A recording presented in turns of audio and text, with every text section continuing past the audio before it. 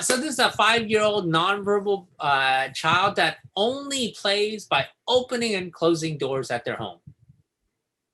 When to kind of solve this problem, parents tried to buy a lock for the doors so that the child could know, and the child just ended up destroying those things. Now, when they take the child to a center, the child's able to sit down and learn because it's a one-to-one situation. But at home, the child just goes to the door and won't stay seated.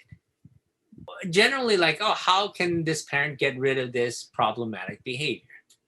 The first thing is, it seems like the child doesn't actually have any play skills. Like this might be the only play skill the child has.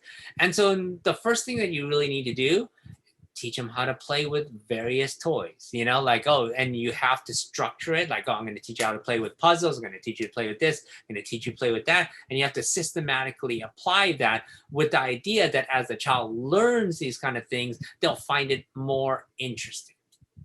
As they learn to have more and more play skills, a lot of kids then start to like, oh, you know what? I enjoy playing with these toys more than I engage in the self-stimulatory behaviors. For some kids, it's not enough. Oh, I love my self-stimulatory behaviors a lot more than these other toys that you're presenting me, you know?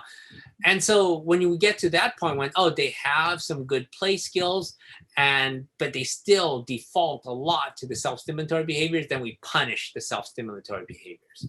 One other thing to consider is maybe he needs a replacement behavior, meaning like, oh, okay. And it's hard for me to make any determination because I don't know what the child enjoys about the opening and closing doors. Is it the sound that it makes? Is it the movement of it? Like, what is it exactly that the child finds fascinating?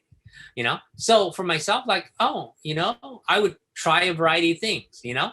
I would video the opening and closing of doors to see like, oh, you know, instead of you going over and physically doing that, would you be satisfied watching it on a iPad or a tablet?